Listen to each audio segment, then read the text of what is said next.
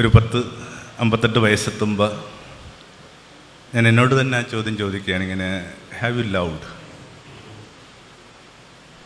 And I want to confess, I need to yell. എനിക്കിങ്ങനെ നിലവിളിക്കാൻ തോന്നുന്നു, ഞാൻ സ്നേഹിച്ചിട്ടില്ല.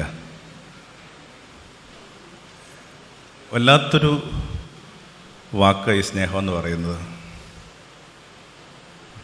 എന്തൊരു ബുദ്ധിമുട്ടുണ്ടാക്കുന്ന പദമാണ്.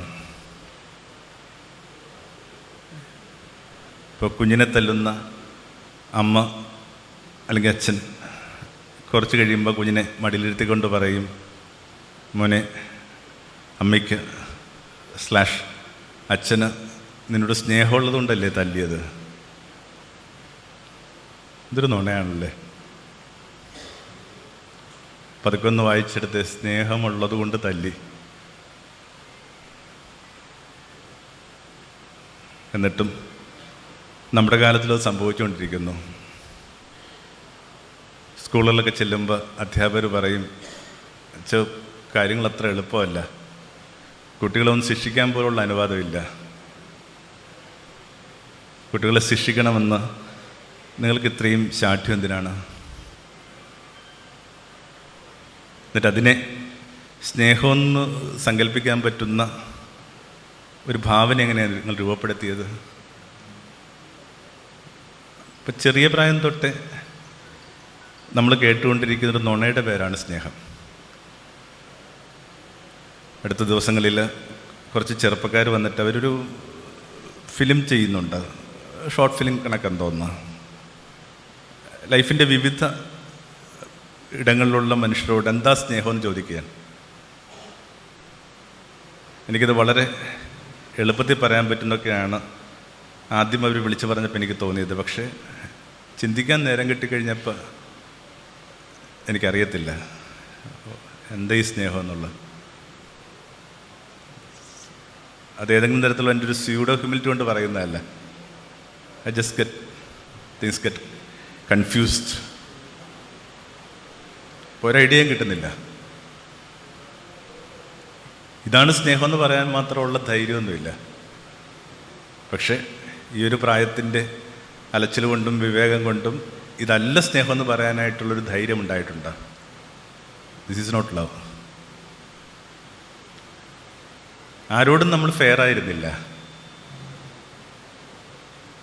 അനവധിയായ മരണങ്ങൾ ഈ ദിവസങ്ങളിൽ കാണുന്നുണ്ട്. നമ്മൾ അവരോടൊക്കെ ഫെയർ ആയിരുന്നോ? ഓരോ മരണങ്ങൾ ഓരോ രീതിയിലാണ് നമ്മൾ അഫക്റ്റ് ചെയ്യുന്നത്. എന്നെ വല്ലാതെ ബുദ്ധിമുട്ടിലാക്കിയൊരു മരണം കനവിലെ ബേബി മാഷിൻ്റെ ആത്മഹത്യയാണ്. പോരാളിയായിരുന്നു, അടിമുടി പോരാളിയായിരുന്നു.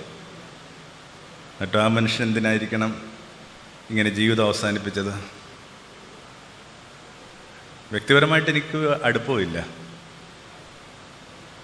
ബാവുളൊക്കെ പാടുന്ന മകൾ ശാന്തി അറിയാമെന്ന് മാത്രമേ ഉള്ളൂ.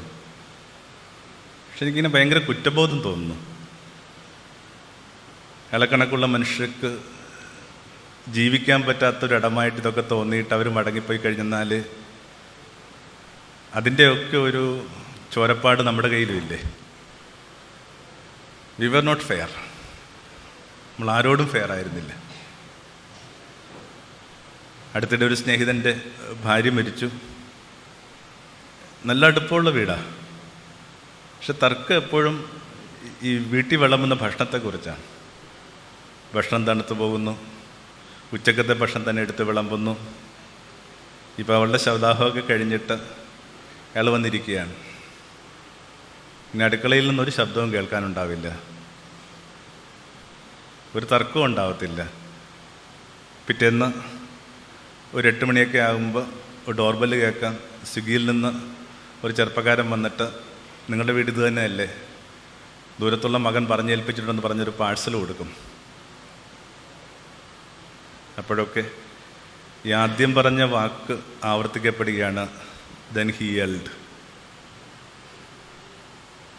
ഈ കാലം ചെറുതാണെന്നുള്ളൊരു ബോധം നമുക്കില്ല. ഇതൊരു ഷോർട്ട് പീരീഡാണ്. ഒരാൾ എനിക്കൊരു മണൽ ഘടികാരം സമ്മാനിച്ചു. സാധാരണ ക്ലോക്ക് കാണുമ്പോൾ എനിക്ക് അത്രയും ഭയമില്ല. പക്ഷേ ഈ മണൽ ഘടികാരം ഇങ്ങനെ നോക്കിക്കഴിയുമ്പോൾ നമുക്ക് പേടി വരും. നോക്കി നിൽക്കുമ്പോൾ അതിൻ്റെ ആദ്യ ഭാഗം ഇങ്ങനെ ശൂന്യമായി കൊണ്ടിരിക്കുകയാണ്. അപ്പം അത്രയും ചെറിയ കാലത്തിനകത്ത് തർക്കിച്ചും കലഹിച്ചും നല്ലതല്ലാത്ത ഓർമ്മകളും ഒക്കെ വെച്ച് മാറിപ്പോകുമ്പോൾ വാർദ്ധക്യത്തിൽ റിഗ്രറ്റ് ചെയ്യാനായിട്ട് എന്തുമാത്രം കാരണങ്ങൾ നമുക്കുണ്ടാവും. സ്നേഹത്തിൻ്റെ സുവിശേഷം എന്നൊക്കെ പറയാനായിട്ട് ആഗ്രഹിച്ച് വന്നതാണ്. പക്ഷെ പെട്ടെന്ന് അതിൻ്റെ ടോൺ മെലങ്കോളിക്കാവുന്നു. എനിക്കതിനകത്ത് ബുദ്ധിമുട്ടുണ്ട്. ഒരു സ്നേഹിതന് ശരിക്കും നിങ്ങൾക്കുണ്ടോ? അത് വലിയ പ്രശ്നമാണ്. നിങ്ങളൊരു ഫേസ്ബുക്ക് പേജ് ഉപയോഗിക്കുന്ന ഒരാളാണെങ്കിൽ നിങ്ങൾക്ക് അതിനകത്തൊരു 5000 ഫ്രണ്ട്സ് ഉണ്ടാവും. അതെനിക്ക് തോന്നുന്നു അതാണ് അതിൻ്റെ ഒരു ലിമിറ്റ്. നിങ്ങളുടെ ഫോൺ ലിസ്റ്റിൽ അനവധിയായ പേരുകളുണ്ടാവും. കുറച്ചു കാലം മുമ്പ് നല്ലൊരു പടം വന്നായിരുന്നു ഇവിടെ, ജോയ് മാത്യു സാറിൻ്റെ ഷട്ടർ എന്ന് പറഞ്ഞൊരു പടം. അതിനകത്ത് വിനയ് ഫോർട്ട് ചെയ്യുന്നൊരു ക്യാരക്ടർ, അയാൾ വല്ലാത്തൊരു പ്രതിസന്ധി ചെന്ന് ചാടുകയാണ്.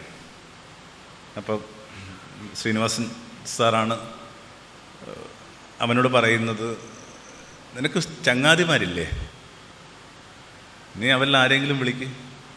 എന്നിട്ടിങ്ങനെ ഫോൺ നീട്ടിയാണ്. എന്നിങ്ങനെ കുറച്ച് നേരം എന്നിട്ട് പറഞ്ഞു, എനിക്ക് വിളിക്കാൻ പറ്റിയ ചങ്ങാതിമാരാരുമില്ല. അപ്പോൾ അന്തരീക്ഷത്തിൽ സ്നേഹമുണ്ട്, സൗഹൃദമുണ്ട്, പ്രണയമുണ്ട്, പരിണയമുണ്ടെന്നൊക്കെ കരുതുമ്പോൾ പോലും അതത്രയും ശരിയാണോ? പണ്ട് ഈ പുറക്കാട്ട് സൈഡിൽ അമ്പലപ്പുഴയ്ക്ക് അടുത്തുള്ള കടലോര ഗ്രാമമാണ് ഈ പുറക്കാട്ടെന്ന് പറയുന്നത്. അവിടെ ഇത്തിരി സമനില തെറ്റിയ ഒരു സ്ത്രീ ഉണ്ടായിരുന്നു. അവരെപ്പോഴും ഒരു പ്ലാസ്റ്റിക് ബാഗിന് ചുട്ടിക്കുട്ടി നടക്കുമായിരുന്നു. നിങ്ങൾ പറഞ്ഞാൽ വിശ്വസിക്കത്തില്ല, ആ പ്ലാസ്റ്റിക് കൂടിനകത്ത് അവരുടെ 4 ഏക്കർ വരുന്ന തെങ്ങുംപുരയിടത്തിൻ്റെ ആധാരമാണ്. പക്ഷെ പ്രശ്നമുണ്ട്, ഈ 4 ഏക്കർ തെങ്ങുംപുരയിടം കടൽ കൊണ്ടുപോയി. അപ്പോൾ രേഖകളിലൊക്കെ ഉണ്ട്. എന്നിട്ട് അവരൊക്കെ നമ്മുടെ കൂടെ ഉണ്ടായിരിക്കുമോ?